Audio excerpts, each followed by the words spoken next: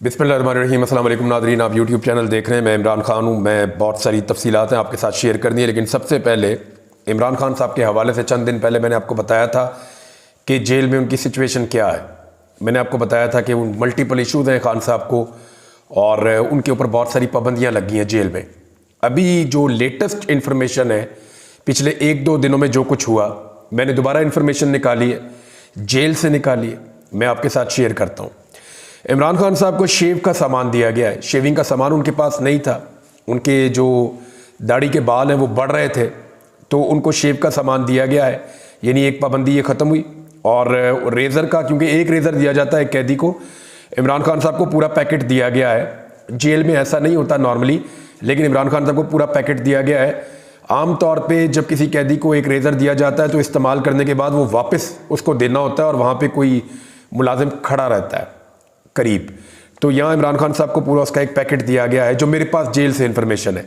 जो store keeper है उसने कुछ ज़रूरी सामान भी, जो इमरान खान साहब ने कहा था, जो सामान उन्होंने मांगा था, सारा नहीं लेकिन जो ज़रूरी सामान है उसमें से बहुत सारा सामान इमरान खान साहब को मुहैया कर दिया है। इमरान खान साहब को अखबार की सहूलत अब वापस मिल गई है। जब हमने ये वीलॉग किया था उस वक्त तक नहीं थी, उसके बाद अब वापस मिल गई है। 2 दिन पहले इमरान खान साहब ने दोपहर का खाना लेने से इनकार कर दिया था। जेल में ये छोटी बात नहीं होती, बड़ी बात होती है। तो उसके बाद जो है वो खाने का, मैंने आपको बताया था कि जो प्रॉब्लम्स आ रही थी, फिर अमले के लोग पहुंचे, उन्होंने इमरान खान साहब से मुज़ाकरात किए और उन्होंने बताया कि जी हमारी क्या मजबूरियां हैं।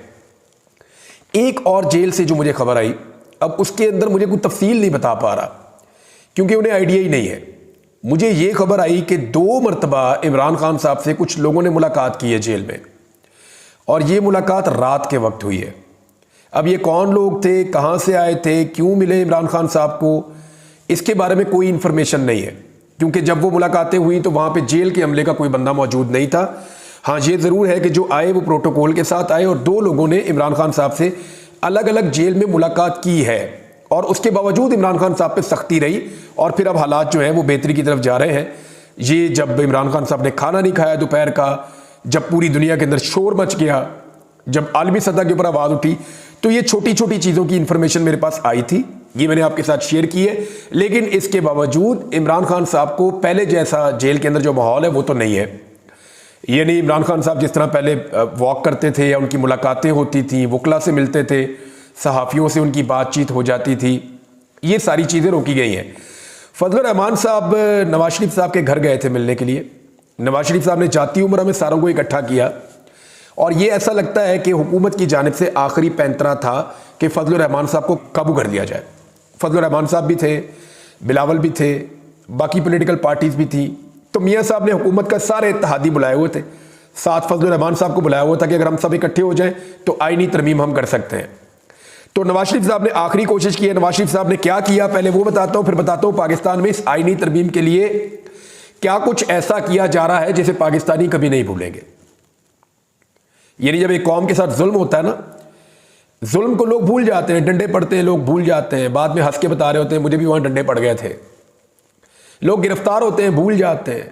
लेकिन जब लोगों की इज्जत के ऊपर हमला होता है ना, जब एक लेवल से ज्यादा निजाम गिर जाता है, फिर लोग भूलते नहीं है, फिर उसका रिएक्शन आता है, आता ही रहता है, आता ही चले जाता है, वो खत्म नहीं होता। मैं आपको इसके बारे में भी बताऊंगा कि अभी क्या हो रहा है, लेकिन पहले आप ये ले लें कि मौलाना फजलुर रहमान साहब की जो बातचीत हुई, इस हवाले से मौलाना फजलुर रहमान साहब से रब्ता किया फौरी तौर पे। जैसे ही वो अपनी गाड़ी में आकर बैठे और वो निकले वहाँ से मियाँ साहब के घर से, तो अखुंज़ादा यूसुफ ज़ई साहब का रब्ता हुआ उनसे। उन्होंने जो बातचीत की मौलाना फजलुर रहमान साहब से डायरेक्ट, वो बातचीत भी मैं आपको बता देता हूँ, और जो दीगर सोर्सेज से खबरें मेरे पास आई इस मुलाकात की वो भी मैं आपको बता देता हूँ। पहले तो आप ये देखें कि मौलाना फजलुर रहमान साहब वहाँ पर मीडिया से बात करना चाह रहे थे, जब इसहाक डार साहब और वज़ीर कानून वो उनको वहाँ से लेकर ज़बरदस्ती चले गए। मीडिया आवाज़ें दे रहा था, सवालात कर रहा था, और मौलाना साहब बात करना चाह रहे थे, लेकिन उन्होंने कहा नहीं बस बस चले चले चले। अब मैं आपको ये बताता हूँ कि जब ये मुलाकात हुई तो इसमें दोबारा से मुस्लिम लीग नून ने और पीपल्स पार्टी ने अपने मुसव्वदे पर अमल दरामद करवाने की कोशिश की। बिलावल पहले ही बता चुके थे मियाँ साहब को कि मियाँ साहब ये चीज़ें जो है मौलाना फजलुर रहमान साहब नहीं मान रहे, तो आपने मनानी है। जो सबसे हैरत अंगेज चीज़ इस मुलाकात में से निकल कर आई, मैं आपको बताऊंगा तो आपको पता चलेगा कि मियाँ नवाज शरीफ ने अपनी 40-45 साल की सियासत में कुछ नहीं सीखा। मियाँ साहब ने डिक्टेटरशिप का सामना भी किया, फिर भी कुछ नहीं सीखा। मियाँ साहब खुद साख्ता जिला वतनी में 2 दफ़ा चले गए, फिर भी मियाँ साहब ने कुछ नहीं सीखा। मियाँ साहब ने कुछ नहीं सीखा क्योंकि मियाँ साहब मांग क्या रहे थे? आर्टिकल 8। मियाँ साहब का सबसे ज़्यादा फोकस और सबसे ज़्यादा जोर, मैंने आपको कल बताया था कि बिलावल का सबसे ज़्यादा फोकस और सबसे ज़्यादा जोर इस बात पे था कि फौजी अदालतें कायम की जाए, पाकिस्तान तहरीक इंसाफ को उनके अंदर रगड़ के बिल्कुल ग्रैंड कर दिया जाए, तबाह कर दिया जाए। मियाँ नवाज शरीफ साहब का भी सबसे बड़ा फोकस यही था कि कुछ भी करें मौलाना साहब, इस पे आप हमारे साथ खड़े हो जाएं।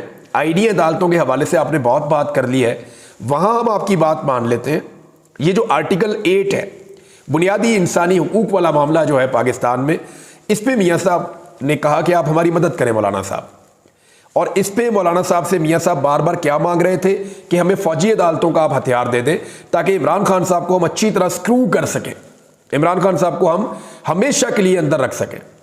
लेकिन नवाज शरीफ को यह नजर आ गया, आसिफ अली जरदारी को भी नजर आ गया कि एक आध मरतबा तो हो सकता है फार्म 47 के ऊपर जाली हुकूमत बना दी जाए, और तब काजी फायद ईसा साहब चीफ जस्टिस ऑफ पाकिस्तान थे। अब आइंदा जब काजी फायद ईसा साहब चीफ जस्टिस ऑफ पाकिस्तान नहीं होंगे तो दोबारा इलेक्शन में इतनी बड़ी सहूलतकारी कैसे मिलेगी? क्या कोई यकीन दिला सकता है कि अगले इलेक्शन में बल्ले का निशान नहीं होगा तहरीक इंसाफ के पास? क्या कोई यकीन दिला सकता है कि इसी तरह की फार्म 47 की हुकूमत बन जाएगी?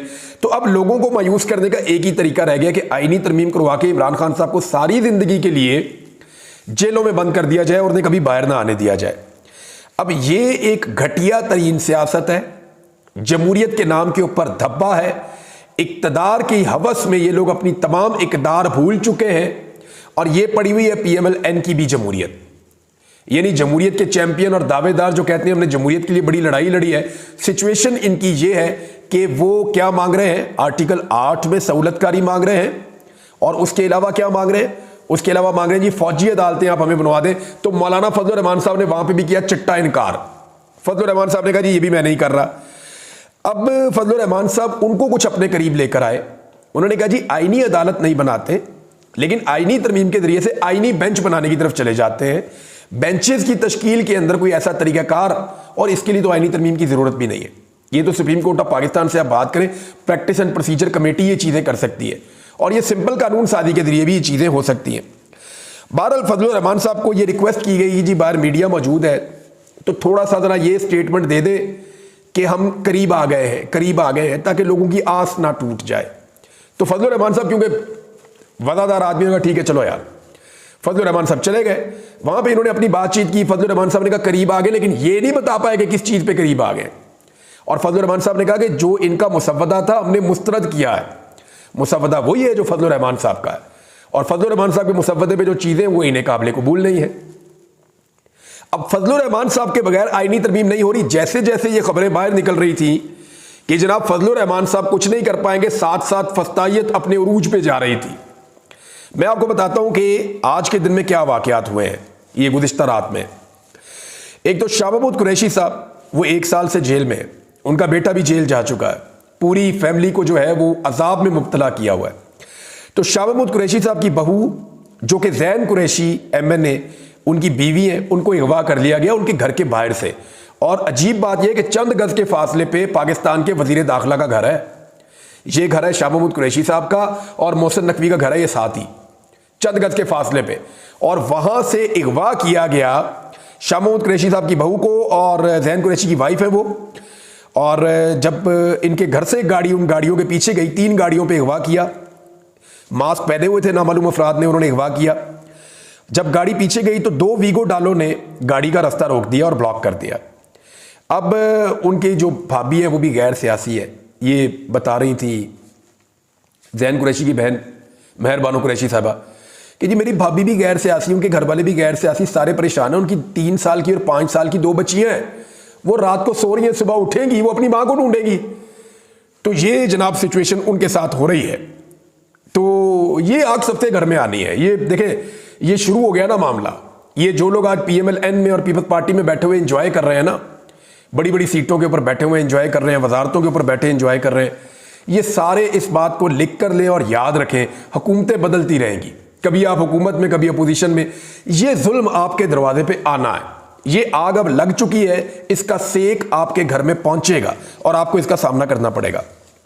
एहसन रियाज फतियाना अगवा है, आपको पता है रियाज फतियाना साहब का बेटा, उनकी वाइफ गई, सूबाई असम्बली की मेंबर भी है वो जाती हैं जनाब पंजाब असम्बली में और वहां खड़ी होकर रो पड़ी वो, और रोते हुए उन्होंने बताया मेरे बेटे को अगवा किया, हमने अदालत में केस किया और सुबह मेरे बेटे को छोड़ दिया जिस दिन केस लगना था। 6 घंटे के बाद मेरे बेटे को दोबारा उठा लिया।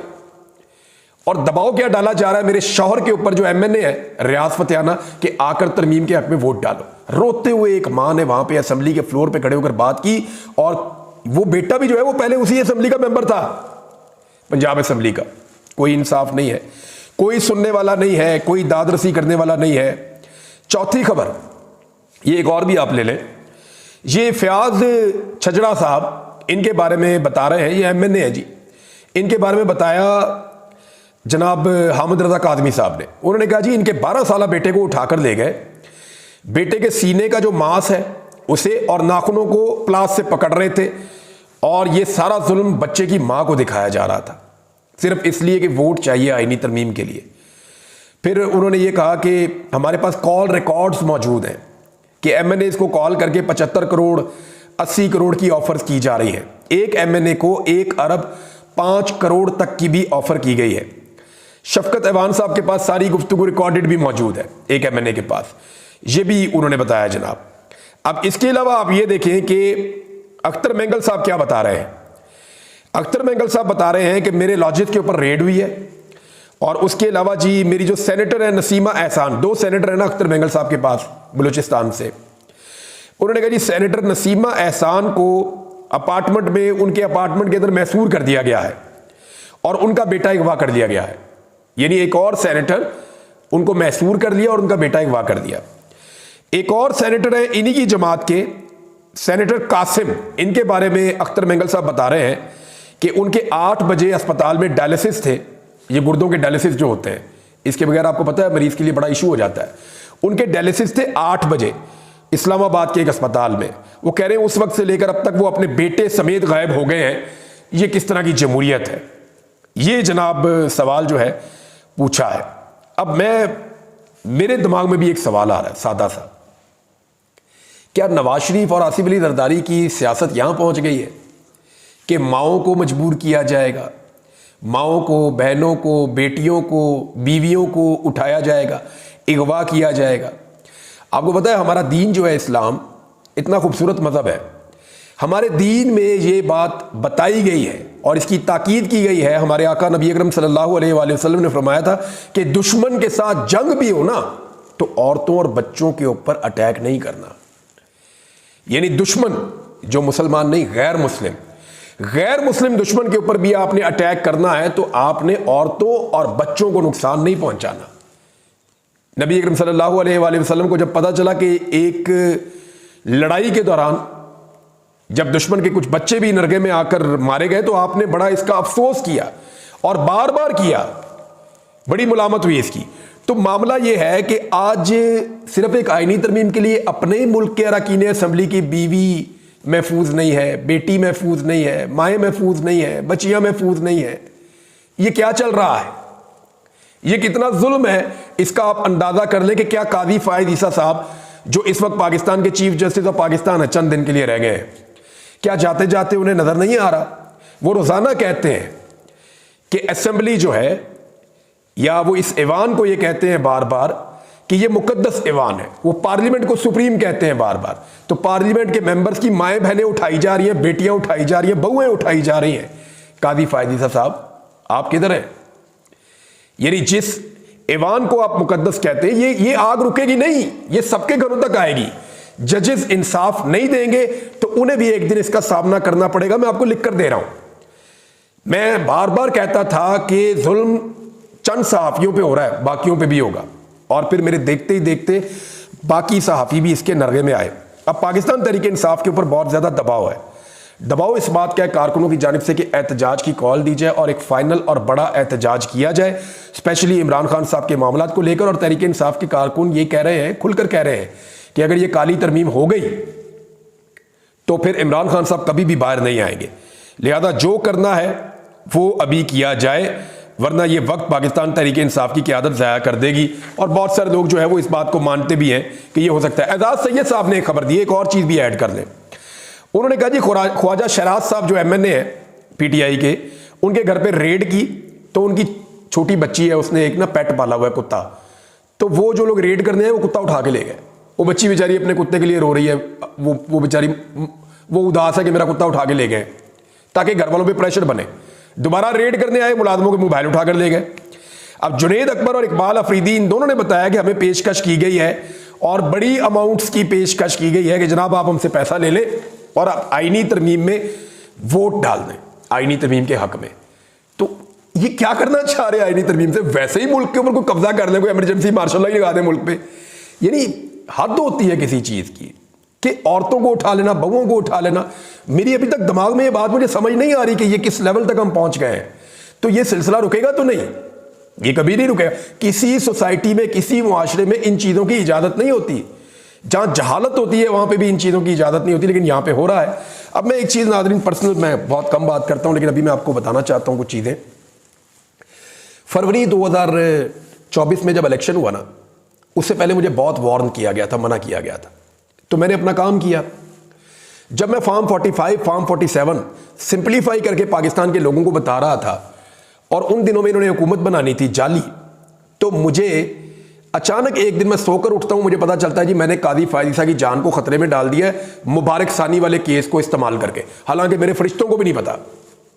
मुझे उस केस के अंदर जनाब उठा लिया जाता है और फिर मुकदमे कोई और बना लिए जाते हैं। पहले अगवा किया जाता है, उस केस का हवाला दिया जाता है, बार बार उसकी बात की जाती है। जो लोग मुझे उठाकर लेके जाते हैं वो भी इसके बारे में बात करते हैं। DG एंटी करप्शन ने खुद मुझे कहा, मैंने कहा यार मुझे निकाल के तो दे कोई चीज, मैंने क्या किया है, कुछ नहीं था उसके पास।